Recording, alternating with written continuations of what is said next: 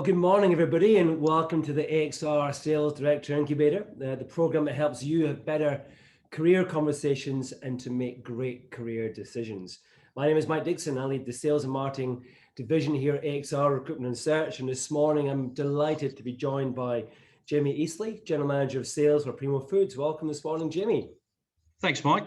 Great to be here, as they say. Fantastic, and I love your background, mate. That's perfect. Jamie's another retailer, guys, who's turned sales director. He joined Coles straight from school.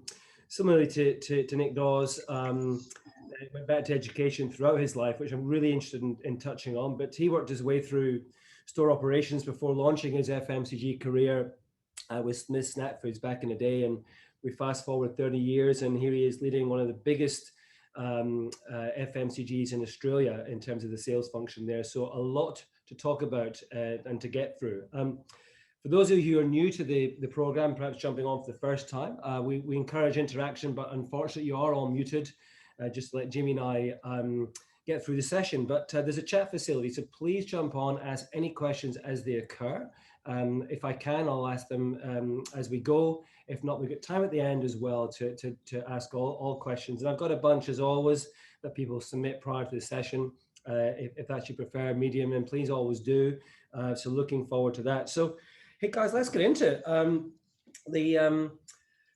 Jamie, being a sales director of a large FMCG like Primo must be pretty all-consuming. So what do you do to relax outside of work?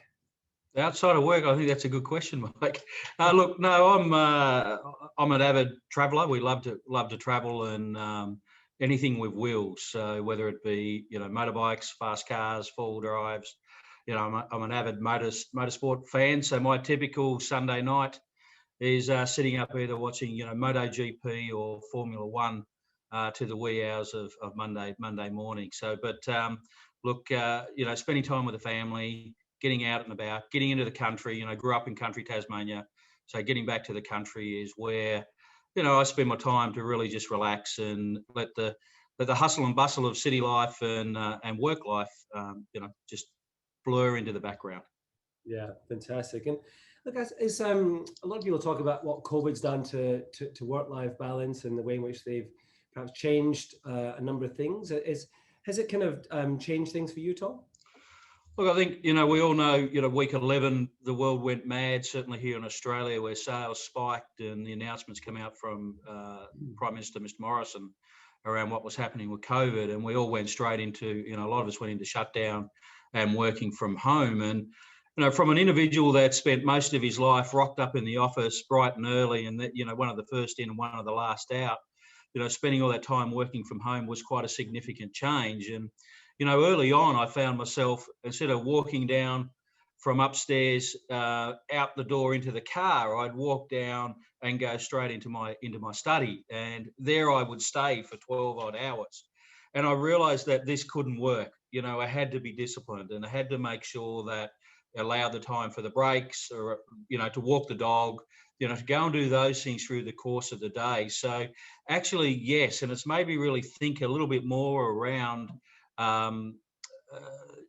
self-awareness, the time that you spend on the phone, the quality time that you spend, with the team, but also with the family. And, as we all know, and those particularly, and there's a lot of people in my team that have got young families and you're trying to work from home and you've got the requirements of the children. But, my kids are grown up, so that's a little bit easier. But getting that balance right through that first period of time was it was quite difficult, I think, for a lot of people, and it took a lot of discipline to get it right. And but now, I look as we've moved through that, I think there's been a lot of learnings, and particularly for myself, on how to manage that right.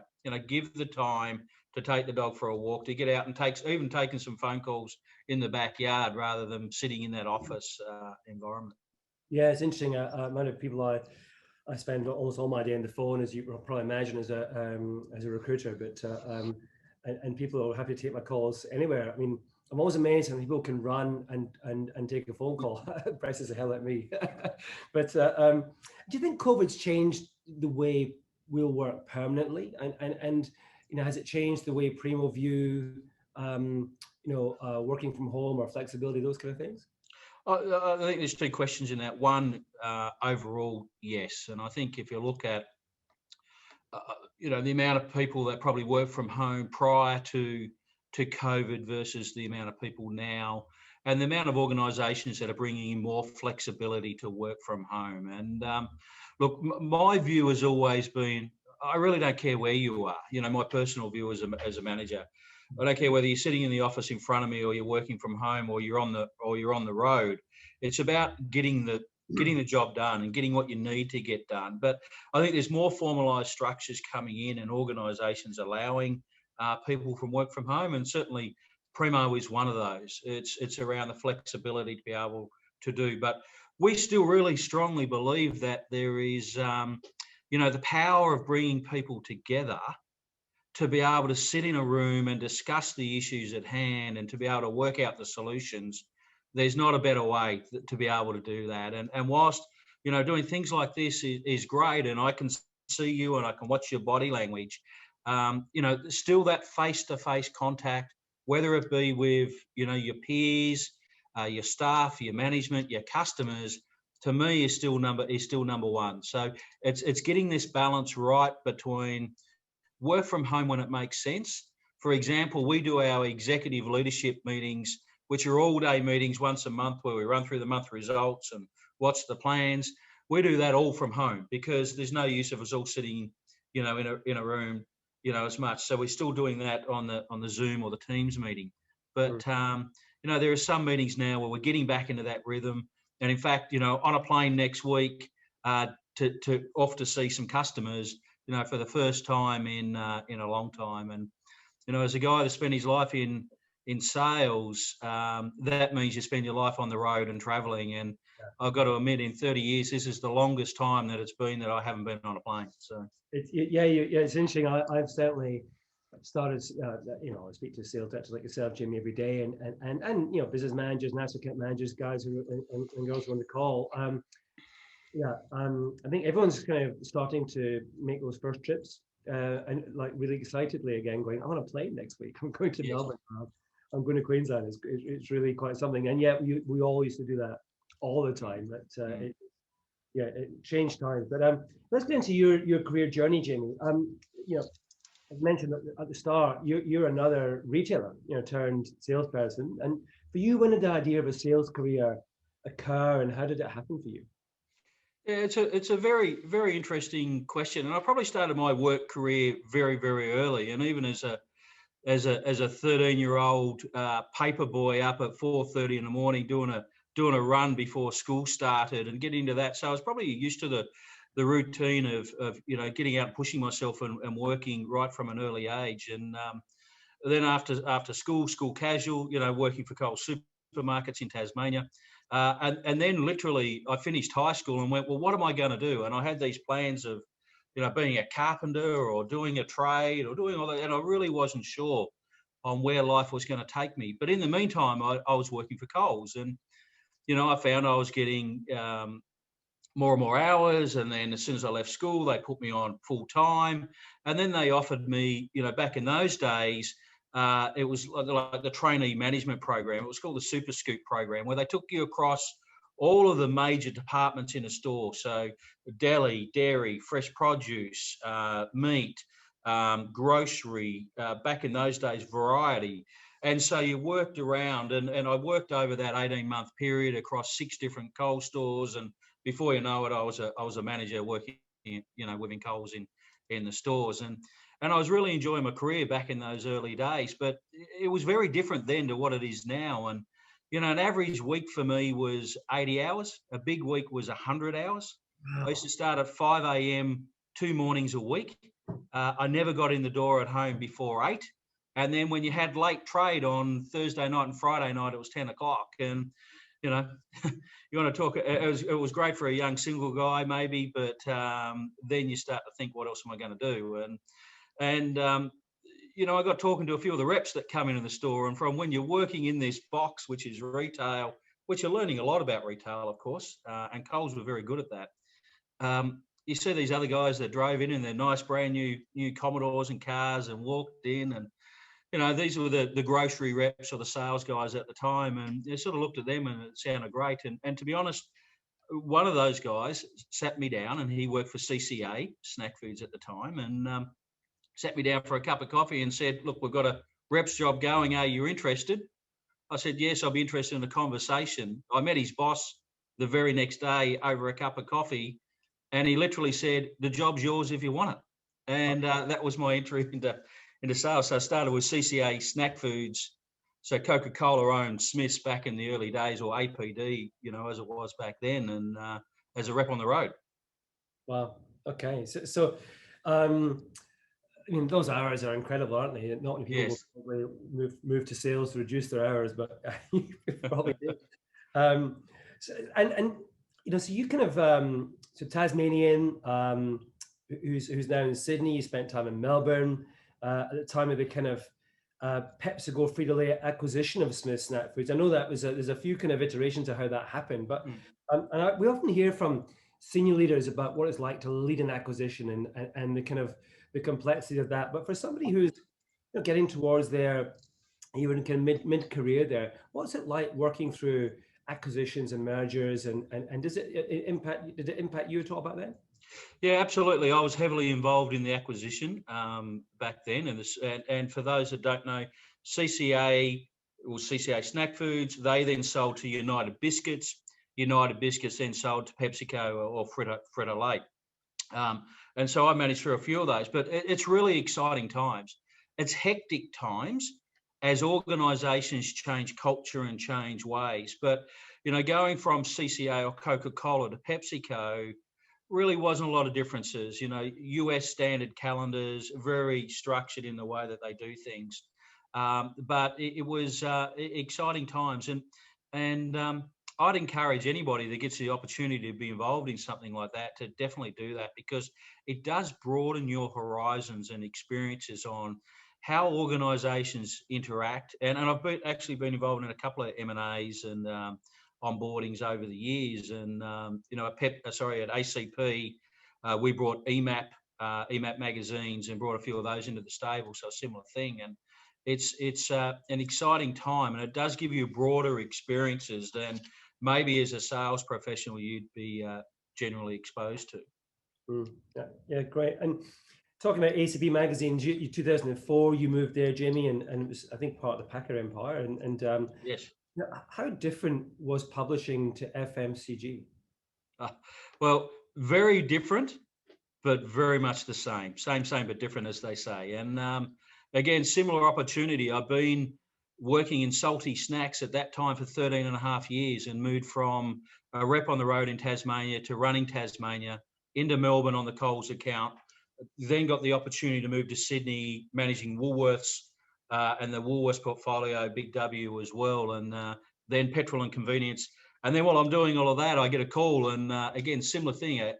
Someone like yourself rang me up and said, look, we've got this great opportunity working in publishing. And I thought about it. I thought, well, here was a real fork in the road for me with my career. And I loved what I was doing. I really enjoyed my time in salty snacks, and particularly working for PepsiCo. My career was going ahead. I'd only just won the PepsiCo Ring of Honor and got flown to New York to celebrate that success as my sales success. And the world was right in front of me. But here was this opportunity to go and do something different. And so I grabbed it by both hands. And it's not every day you get a chance to go and work for Kerry Packer. And, you know, of course, through the 80s and 90s, you know, the man's legend was quite large. And I thought, why not? You know, let's go see what I can learn. And what I found out is that it was very similar in lots of ways. You know, I was dealing with Coles and Woolworths and dealing with small business owners, news agents, which again gave me that extra level of experience of dealing with, you know, the manager and the CEO of his own business, of these 5,000 news agents that were out there, but still dealing with the majors like Coles, Woolworths, you know, the convenience channel, 7-Eleven and the like. So that was very similar. But then publishing is very different. And running through that period of time, 2008, the GFC come on board. You know, there was a lot of pressures, and also then the rise of, you know, this thing, I don't know if anyone can see, but the iPhone and iPads come out. So how people consume media changed quite significantly over that period of time. And after spending 7 years there, which was quite a reasonable stint, managing that, and again having a successful career, I made the conscious decision that I wanted to get back into food. Mm, mm. Yeah, and it's kind of interesting. You know, obviously the media publishing industry's gone through significant changes. I'm not sure what the future holds for it, Jamie, but it's certainly having to reinvent itself seemingly every year. Yeah, it's all about content. So it's all about the delivery of content, and I think, you know, the ones that do it well, it's about how you receive that content, whether you receive it in the tactile nature of you know, reading the newspaper of a morning or flicking through a magazine. You know, there's still a real need for those things, and people love that. But it's the delivery of quality researched content, which, you know, content will be king. Yeah. I mentioned at the start again education, and something that, you know, we touched on in the last session with Nick from Ferrero. But you know, you as you said went straight to Coles supermarkets from school, and but I'm really interested. You know, I've obviously known you for a long time, Jamie, and you know, you've gone back to education several times throughout your career, and obviously very consciously I've done that. You know, at what points was it relevant for you to do that? You know, and how do you think it's benefited you from as your leadership career has developed? Yeah, really good question, Mike. I think personally, you know, I'm a very driven. I see myself as a very driven individual, and I'm always interested in things that I don't know. You know, I always, you know, you talked about some of the things I do outside of work. I love, you know, I read a lot of books. I listen to a lot of history. I listen to a lot of, you know, non-fiction and biographies, and I'm always interested in learning. And I've always been that way. And so then from my education, and I think it takes me back to the early days of working for a company like CCA, who had very structured planning and development, and, you know, running through something as simple as train the trainer right from the start in an early age as an early manager, went, oh, there is a process. There is a structure behind this. What else can I learn? And then negotiation. You know, you see really good negotiators, how they do it. And negotiation is not just rock out. Negotiation is having a very, very clear plan. So I learned on the job at an early age that there was some clear processes and structures around some of the things. So I went, well, what else is there? So I put myself through, you know, the University of Southern Queensland, you know, started in Tasmania and did a postgraduate certificate in management. And I did that across 3 different states, working multiple jobs, and which was quite a balance. And I got through that, and I went, never again. You know, that was very, very difficult. And then I found myself later on coming back to it, probably 10 years later or so, coming back to it, where I decided I wanted to put myself through the Masters. So I did the Masters of Management, specialising in marketing, to be able to do that. And again, continue to build my skills. And personally, I got a lot out of it, but it takes a lot of time. And the drain on resource is significant financially when you're coughing up, you know, $20,000, $30,000, $40,000 for this degree, and you're working your way up your career, and you've just moved to Sydney, and you've got this massive mortgage that you think, how the hell am I going to get my head around this? After, you know, living in Tasmania or even Victoria. Yeah. You got a young family, you're putting your kids through school, and then you're going, I'm going to invest in this. But for me, it's worth every dollar. And the learning that I've got, that I like to think that's made me more a broader manager, understanding more processes and understanding more systems and ways of doing things, has really helped. And I think the other thing along the way is that I you know, for any aspiring directors or company directors in the future, is I did the Australian Institute of Company Directors course, did their graduate program. So if anyone's thinking about that, you know, I really highly recommend that. And that gets you into all facets of directorship, you know, C-suite learnings and understanding, you know, and a lot around governance. So, but for me, and this is not for everyone, I get a lot out of learning. I love learning. It's a passion. It's a passion of mine, but it takes a lot of hard work. It takes hard work to allow time to learn. You know, the way I've got around that now is that, you know, I've discovered audiobooks. So, you know, on the 45-minute to an hour commute every morning and every night, I'm learning through an audio book on the way in and way out of work. Yeah. I think it speaks volumes. Anybody goes back to education, because I think it's very easy to kind of follow the path. You're 18, you go to uni, nothing wrong with that. It's a life experience. I did it. A lot of people on the call will have done it. What I love is when somebody strategically makes decisions throughout their career to say, I think this would be useful for me. And it is about, yes, I think there's a drive, a curiosity, a natural inclination to learn, which does that. But it's also a conscious decision. There's an investment of money and time, but there's a reward and a benefit that's going to help you in life and probably in work as well.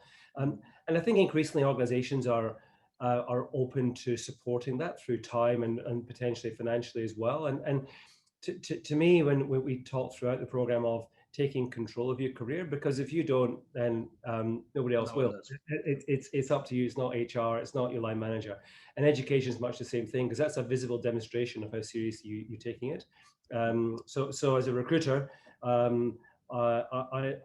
look for it, ongoing education, and I really want to understand the thinking behind it. But I see it as a very positive thing, a real differentiator from a candidate's point of view. And by the way, that Institute of Company Directors course, I've never heard anybody say a bad word about it. It's top drawer, really is. Yeah, it's not easy. It takes a bit of work, but I tell you what, it's one of the best ones I've done, and also to the follow-up stuff. So I did that probably 6, 7, maybe even 8 years ago now. But the ongoing learning that you get, the information that they send you, and sort of the network that you're involved in is second to none. Yeah. You mentioned before, obviously, after publishing, you deliberately thought, right, I want to go back into FMCG food in particular. You went to Cerebos. You were national sales manager for retail there, and in 2013, you got your first sales director role with Manasseh Foods, part of Bright Foods. How did that move come about for you? Look, I think one of the things, how did that come about? I think one of the things that I'd say, and advice to anyone, is build your networks. And through my networks, being involved in things like the Joe Berry Awards. So I got involved back with the Joe Berry Awards in early 2000s. And, when you've got people like Bernie Brooks and senior executives from Coles and Woolworths there, and other industry experts and CEOs and sales directors, I got into the Joe Berry Awards and I met Jeff Irby. And, Jeff Irby is the CEO of Bright Foods, of course. And, Jeff and I got to know each other sort of informally over the years, and actually we bumped into each other a couple of times on a Metcash trip, and continue to build our relationships. And then one day Jeff gave me a call, and again the same things going. I've got a sales director's role going. Would I be interested? And we sat down. We had a good conversation about it. And again, I had a clear plan of what I was doing at Cerebos and Suntory Cerebos, and I loved my time there very much. So. But it was that springboard, again, another real deciding moment in my career. And one of the things, my mentality is how do you get to yes? And here you go back and you weigh up the pros and cons, and it was resoundingly a yes. But how did it come? It come through the contacts that I'd built at this level, and it come that you're always on show. And advice to everybody is that you're always on show. So today that person may not be your manager, or may not be thinking about you as a potential employee, but tomorrow they may be. So always remember that. Yeah. Were you ready for the step up back then? I think so. Yes, but it was definitely a challenge. And I think, I went through, when I finished up with Pepsi, I was running the convenience channel. Then I went into ACP and I was basically running the business. And whilst I reported to somebody that was more senior than me in that area, I actually effectively ran it then. And so my belief is yes, but it was a big step up. You've always got that next person to ask the question, but when the buck stops there, it's quite different. Yeah. Would you, looking back and having been a sales director for a number of years now, Jamie. You know, if you were to give your 2013 self some advice, what would it be? Yeah, good question, Mike. I think the first thing is that you never get anywhere on your own. You always get there through having great people. And I'm a big believer in surround yourself. And this was a bit one of the things I learned from working for Kerry Packer. Surround yourself with the best people. Do not dive into negative, emotions and people that are always on the negative side. Surround yourself with positive people with the right can-do attitude. So I think for me, right up, and I've had some great people work with me over the years, and it's really make sure that you got the right people around you. Secondly, is be bold, and back yourself. And I think really around being bold and back yourself is that's around thinking big. A lot of companies get into the mentality that, if I'm going to grow by 5% and that's what the business wants, and if I hit 5%, I'm okay. Well, no, bugger 5%. I want 25%. How do you set those ambitious goals and really do that? And I think, again, the way that you do that, so advice back to myself was be bold and make sure that you've got the right people around you. Yeah, great. You've been a sales director at Primo for close to 3 years, and over your time there, I've seen a business develop a huge amount, Jamie. And for those on the program perhaps not as familiar with that journey, describe Primo as it is today, and what does the future look like? Yeah, certainly. And maybe, I'll just go back a fraction. So Primo Foods started a small family business, grew into $1 billion business, and got sold to JBS.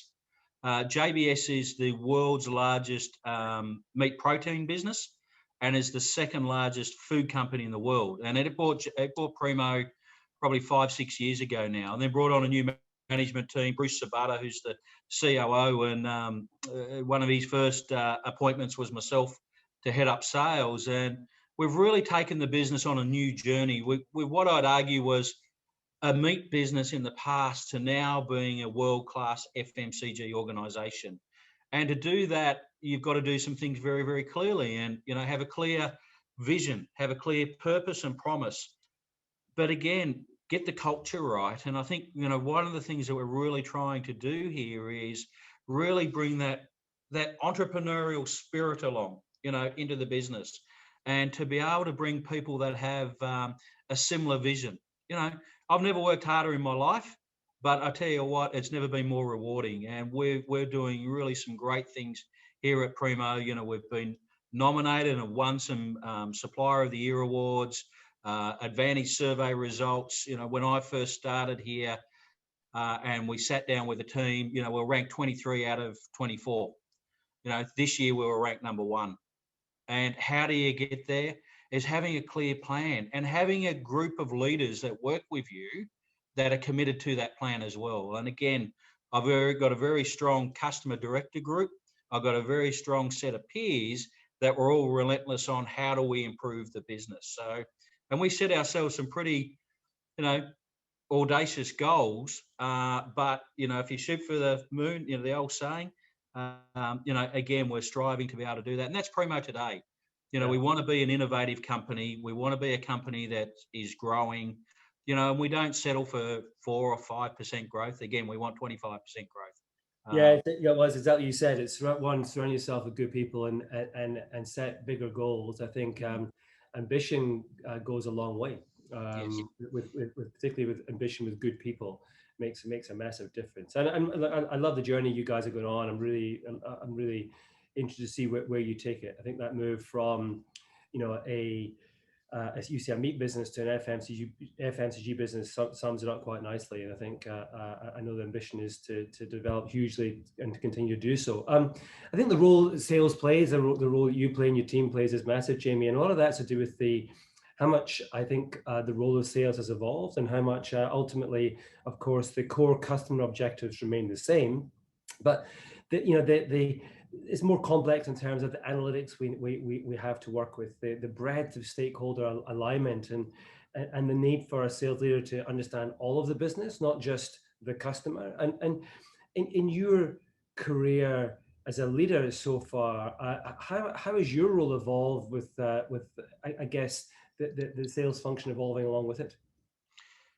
Yeah, again, another good question, Mike. And I think you know my title, for example, general manager of sales, and it sounds a little bit oxymoronish, right? You're the general manager, but you focus on sales. I think where we are today is that, as senior leaders of business functions, you've got to understand how the entire business operates. You cannot just be focused on your own lane. And, again, advice that I give to everyone here, understand how supply chain works, understand how operations work, about the key finances of the business. Understand what are the key levers that really pull on the P&L, because we can go out and push and sell whatever we like tomorrow and double the business, and I can get that volume. But what does that do to the plant? What does it do back downstream to the supply chain, of the organization? So as we get more sophisticated, and you talked before, we've got more data available. And again, I'm probably older than a lot of people here on the call. And, I remember days when we used to have to put our sales numbers in a phone box on the side of the road. When, the fax would come in at the end of the day, and you walked in after being out on the road and the answer machine was flashing. That doesn't happen anymore, right? We're instant, we're online, we're there. We've got all of this information. But there's no use having all this information if you don't know which information matters and then how it works and the impacts that it has on the organization. So again, we've become a lot broader in our scope. And whilst I head up the sales function, I'd argue I have, pretty good understanding of how the entire rest of the business works, and can potentially walk into those roles as well and, add some value into those roles. So really, if you're up and coming in sales, understand what impact sales has on the broader organization, because it has a lot. Yeah, yeah. And I think, despite that role evolution, and I think you need this kind of blend of, really good IQ and EQ to be a modern sales leader. But for a lot of people on the outside, it's still the profession of the big personality, the fast talker. And I don't think that perception helps us attract quality and the diversity of people that we necessarily need to continue to grow the profession. What do you think we can do to, I guess, rebrand sales as a career? It's an interesting one, but sometimes when you're fighting with tigers, you need lions. Okay, explain. Well, again, there's some big personalities in that we deal with in our retail partners, right? So, you need to be very, very clear. So I think, for example, we need to be more rounded. But successful sales individuals need to have, I think, a certain type of personality. You need to be able to have clear conversations. You need to be good at reading body language and understanding what's going on. And I'm not talking about the gregarious, arrogant, alpha that sits up there. I think those days are well and truly gone. And there's no place in organizations now. There's no place for superheroes. It's teamwork that you get there. So you can't have the superstar sales guy fly in, get the number, fly out. You've got to make sure that it's part of the team, and that works better. But it'll lift the entire team. But I think, a bit about rebranding. I think it's really that we've got to understand the business better. We've got to make sure that we listen to the facts. And I think some sales individuals can be very good, fast talkers, as you mentioned. And I think we've just got to listen more.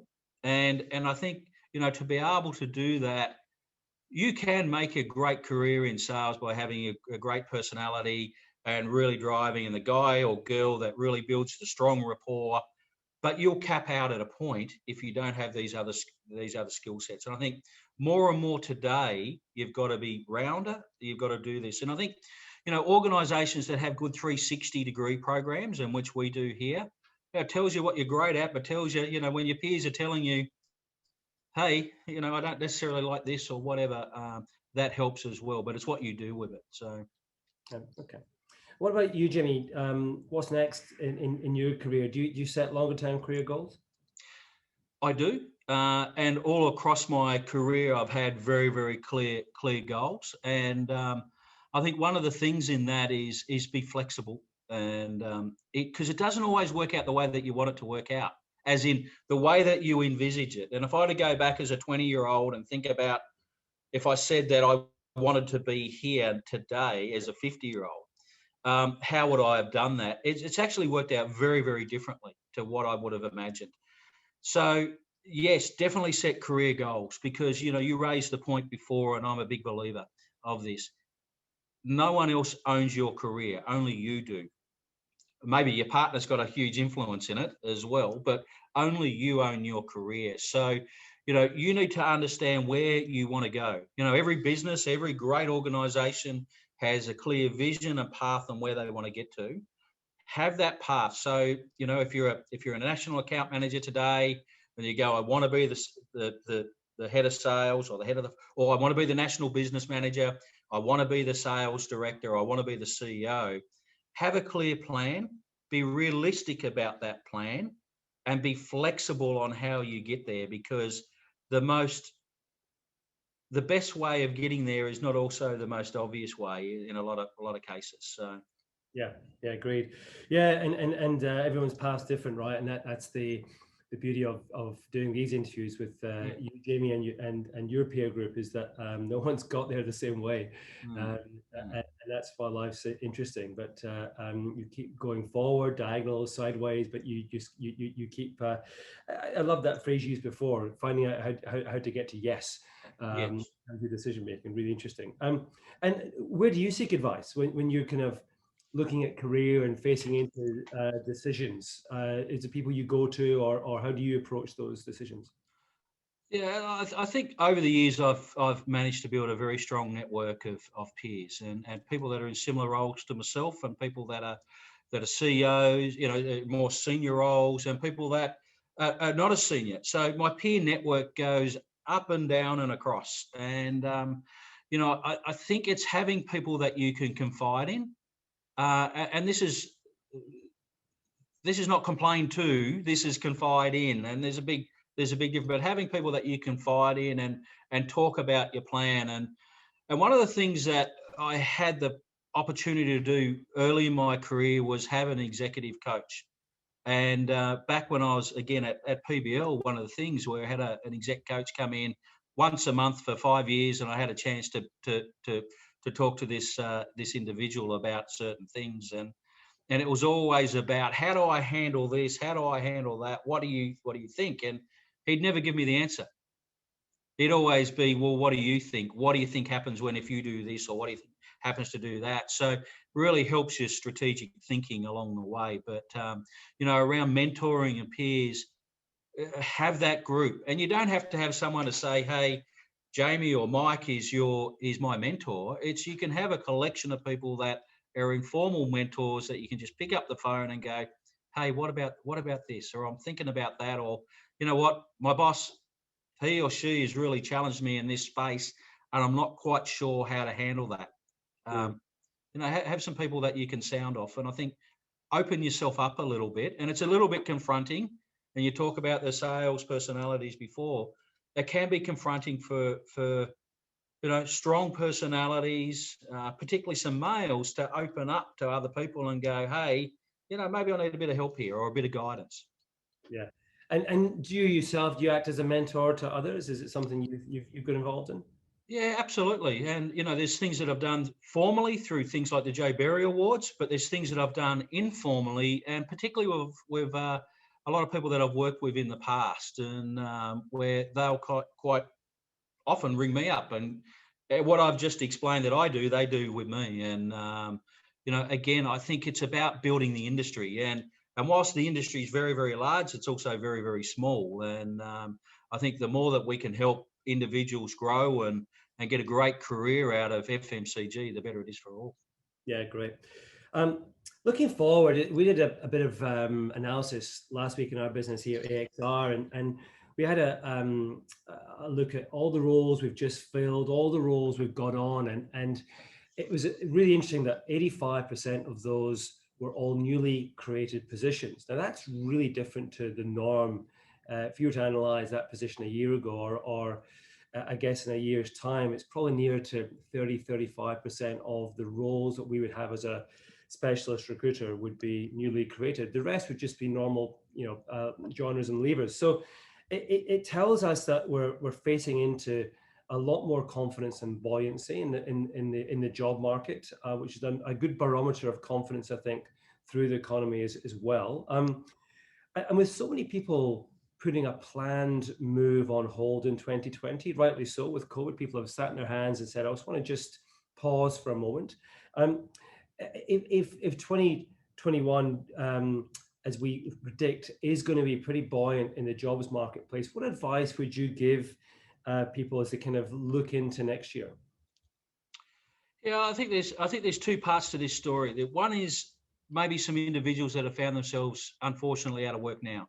And I think that there's a lot of people that through COVID, businesses have restructured or they've ended up out of work. I think my call to you would be, again, back yourself. Don't rush for the first thing. Unless you really need to get in and get a job tomorrow, but really consider your options, because there's some really strong individuals in the market. And you and I talked about a particular individual that was out there looking just for the next role. And the comment was, well, stay back yourself. The right role will come. Don't feel that you need to rush in. And so, again, next year, there'll be a lot around. I think about what it does for you. What does the next step in the career mean for you on your journey? Whether that's up or whether that's sideways, to be able to help you get to your career plan. So whether it's today or whether it's 2021 or 2022 or whatever it may be, think about how that plays into ultimately your plan, and have a plan. Write it down. Some people say that you've got to have a plan and you've got to tell people all about it, that I want to be sales director by this date. No, you don't have to do that, in my view. You've just got to tell yourself and be honest to yourself. And if your plan is to do this, again, the old the willow in the wind, be flexible, be able to move, depending on the circumstances. So COVID's probably put a bit of a speed hump in a lot of people's careers. However, things will open up again and things will be there. Don't rush to the first thing. Look at what's really suits you and where you want to go. Yeah, great, good advice. A lot of people in talking about sales careers see it in quite a linear way in FMCG. We get very hierarchical sometimes about the pathway forward from into becoming a national account manager and a business manager, customer director, and so forth. But and often never wanted to jump too far away from grocery, because that's seen as the place to be. But and we've tried to challenge that perspective through the sales director incubator about all the different pathways that you can take. In your experience, Jamie, if you stick to that traditional NAM business manager pathway and really don't move too far away from grocery, what do you think the skills and experiences are that you're missing? Good question. I think as I look for senior customer director roles or senior roles, one of the things I'm looking for is experience, and that experience is not just that you've come in as an account executive and then you move to an account manager and then become the business manager of Coles or Woolworths. It's what have you done differently? Maybe you've got category in your career path. Maybe do you have route experience or other channels, food service, and you're seeing the growth of food service in this market. So I think the breadth of experience brings a lot of new skills. It takes people out of their comfort zone and it helps them learn how other businesses operate. So, dealing with a quick service restaurant like Domino's is very different to dealing with Coles. And, it helps broaden your skill set. It helps you understand more what different customers are after, so you can develop that. So, what skills are you after? I'm really looking for people that have great experiences. And one of the reasons I moved from FMCG, working for PepsiCo, a brilliant organisation, into working for media was that different experience, and it brought an abundance of new experiences for me. So again, don't be afraid of jumping into something that looks a little bit different from the outside, because it may be the best career move you ever make. Yeah, yeah. I love to see people who gather experiences, a breadth of experiences, Jamie. Whether and that could be large company, small company, channel, geography, category type, or function. There's Yeah. so many different ways to broaden your experience. Well, and I think that's the good thing too. And some people have a career mind that say, I'm only going to work for blue chip FMCG organisations, the Coca-Colas, the Unilevers, the PepsiCos of this world. And again, those organisations are brilliant. But you learn a lot from working from organisations that are not as structured as those businesses. So, for me, working for a Cerebos, a smaller business that's a bit more entrepreneurial, a Bright Foods, which is very entrepreneurial, that plays across 30 different product categories. Name a category, I've probably had the opportunity to sell it over the years. But whether it be, high-end specialty cheeses to tomato sauce or gravy to prosciutto, magazines to salty snacks, you learn from all those different experiences and on those different product groups. So your career should be very similar. The next step should be about what am I going to learn or who am I going to learn from? So the people that you're going to be working with is just as important as the organization you're going to be working for. You really want to be working for some thought leaders and people that are going to inspire you. Yeah, yeah. If you could have your time again, is there a role or experience that you would think actually that'd have been great if I could have done that? It would have really helped me in the role I'm doing now. Um, it's a difficult question because I have no regrets in my career decisions. I've learnt from every single one of them. So there's nothing there that I would say no, because I have taken that opportunity through my career. I have said yes to, hey, do you want to move from, Tassie to Melbourne, from Melbourne to Sydney? Do you want to move states? Do you want to move around? I think what we see today, and I see thousands of resumes, is that individuals that are planted, and that's okay. But I think by saying yes and moving to a different state or doing something, a different channel, again, brings that experience. So for me, no, not really. I've really enjoyed my career path and progress, to get me to where I am today. Great. Guys, we've got a few questions to get through before we move into open Q&A. I'll just remind you, chat facility is open, so anything you want to ask Jamie directly, just put that down there and we'll get to that, so feel free. We discussed earlier on, Jamie, the importance of taking control of your own career. And we agree that's the right thing to do. Nobody else controls it for you. But if you were to give some practical advice, what does that mean, taking control of your career? What can someone do to take control of their career? Yeah, definitely. I think first of all is have a clear plan. Where are you today? Where do you want to be to? And it's not about where I want to be next year. It's a longer term plan. So it's really where do I see myself? It's 2020. Where do I see myself by 2030? It's that longer term vision. Be very clear. Write it down. I wrote it down. I wrote it down myself. This is what I wanted to do. How was I going to get there? For me, education played a big part of that. I went, well, I want to, in the next 10 years, I want my master's. So I set that down. I want to learn more around how boards work, how the governance and of organisations work. So I set myself the plan around the Australian Institute of Company Directors. Have a clear plan. Now, this is where the flexibility comes in. Be prepared to be flexible on your plan. Again, I love the Sydney to Hobart yacht race. I watch it every year without fail. And the straightest path to Hobart doesn't necessarily win the race. It's the guys that go out to sea 50 miles and come back in and tack with the weather conditions and roll with the waves that tend to win. So you've got to roll with the punches a little bit, roll with where you're going, but have that end goal. In this case, Hobart, clearly in your mind. People talk about their North Star. Well, I talk about Hobart. How do I get to Tasmania? How do I get back to Hobart?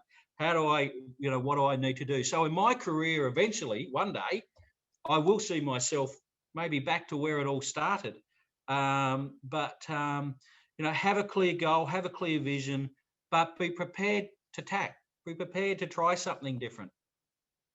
Yeah, one of my partners here at AXR does the Sydney to Hobart race every year. He's a semi-professional yachtsman, mate, so I'll give him that advice.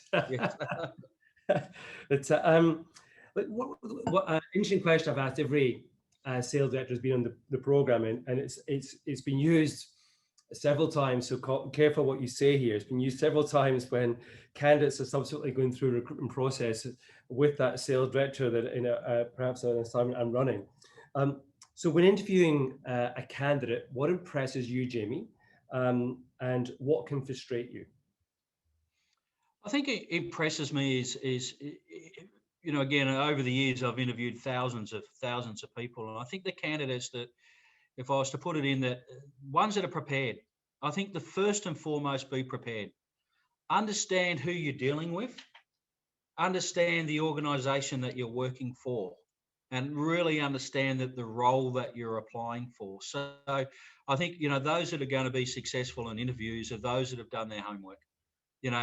So if you're coming for a role, stay at Primo today, well, I'd like you to understand there's a lot of information available, today. And, again, you go back a generation or so, it was quite hard to find information on businesses. Today, it's not. You can find, you can jump onto my LinkedIn profile, you can jump onto my CEO's profile, you can have a look at the key customer directors, who's in the team. You can see all that information. Everything is out there. So be prepared, understand where are you going and who are you dealing with. And then frustration side is absolutely the opposite of that. Those that are not prepared. So is there anything you would like to ask me? No. What questions do you have about the organisation? None. Okay, maybe we've wasted each other's time, because surely you've got something. Surely if you're passionate about a business and this is your career path, it's not just a place you go to pay your bills, it's your career. And if you really got it, you should be asking questions.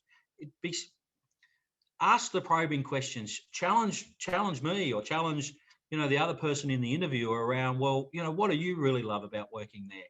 What don't you like about working there? Ask some challenging questions. Yeah. I think that is I think always a missed opportunity at the end of an interview is when somebody feels even if they've had you've given them a lot of information through the interview, or they feel they've had a good interview.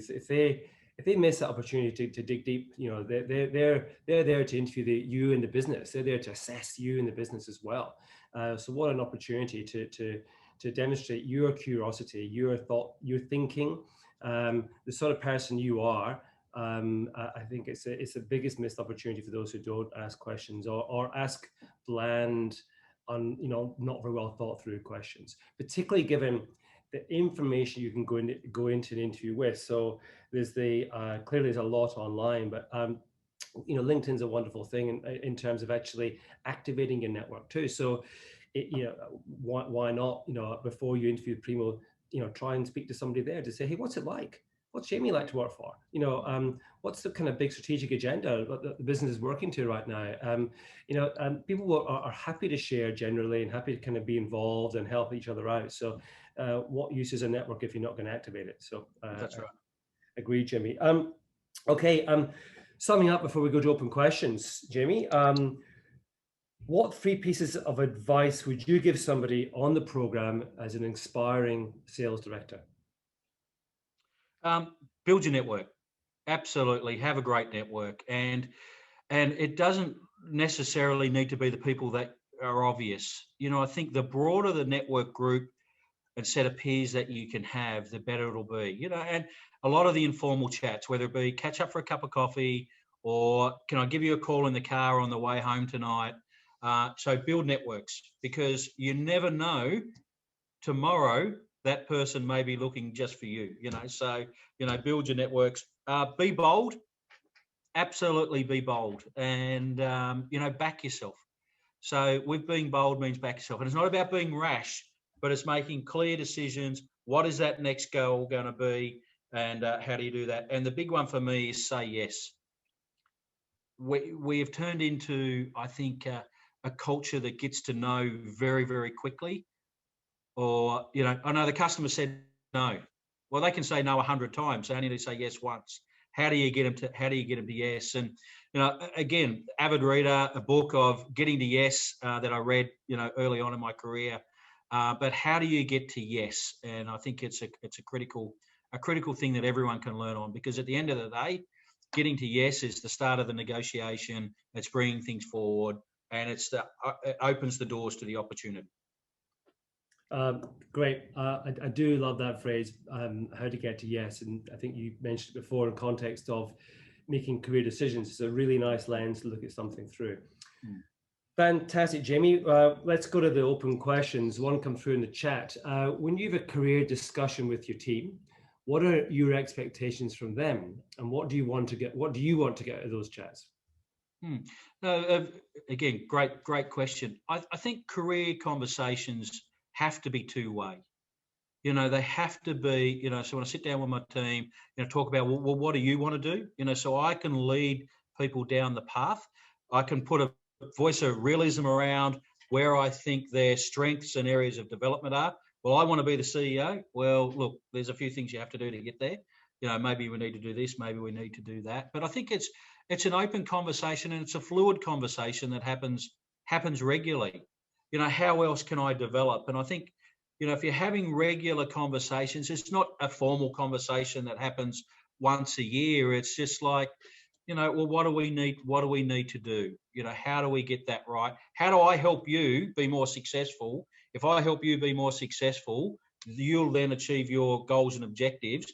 That will help you springboard into your next career opportunity. So, great.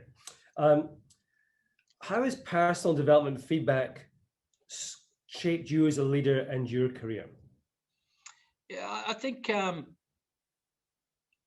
it's a good one, and early on, as being that gung ho sales individual, understanding more about the business.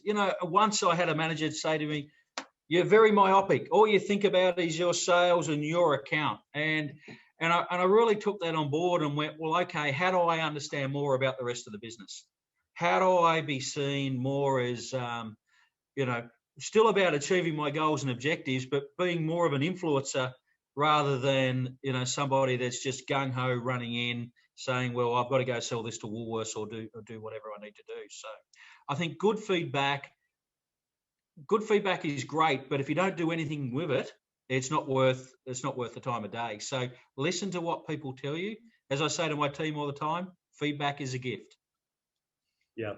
And on that note, Jamie, thank you. That was awesome. I really appreciate your time this morning. It's a long career to get through, Jamie, but you've got a long way to go, I reckon. And in terms of Primo, really keen to see the journey continue there and to see the role that you play. I think, again, everyone's career is different. We touched on so many parts of yours today that wouldn't be the path that perhaps you set out when you were, as you say, a 20-year-old figuring out what to do when you're at Coles. But here you are running the sales function, one of the biggest FMCGs. I think that's absolutely fantastic. Guys, I hope today's session has helped you. I hope it's helped you think more about your career narrative and how you're going to face into decisions. How do you get to yes, as Jamie would say. The final Sales Director Incubator of 2020 is in 1 week's time, so not 2 weeks' time. We're getting towards Christmas, so we're cramming them in. So next Thursday morning, we've got Claire Smith, who's the Sales Director of SC Johnson. So really looking forward to hearing Claire's journey, and that will be the 12th Sales Director we've heard from, and each one has been just so, I think, inspiring. If you've missed any of the sessions so far, guys, Hazel will be sending out in all the correspondence, there's a link to the Vimeo file, which you can look at the video recordings. There's also the podcast, Your Future in Sales and Marketing. Now, we also host the Marketing Director Incubator sessions on there as well, so you can jump on and listen to those. Talking of Marketing Director Incubator, we have got the next session on Tuesday next week. So we've got a double session next week. On Tuesday morning, we've got Megan Farquhar, who's the Global Marketing Director of JDE. So you're most welcome to join that. Let us know. We'll send you the link. Again, Jamie, thanks a lot. That was awesome. Really enjoyed it. Everybody, thanks for joining us again on a Thursday morning. Have a great end of your week, and we'll see you this time next week.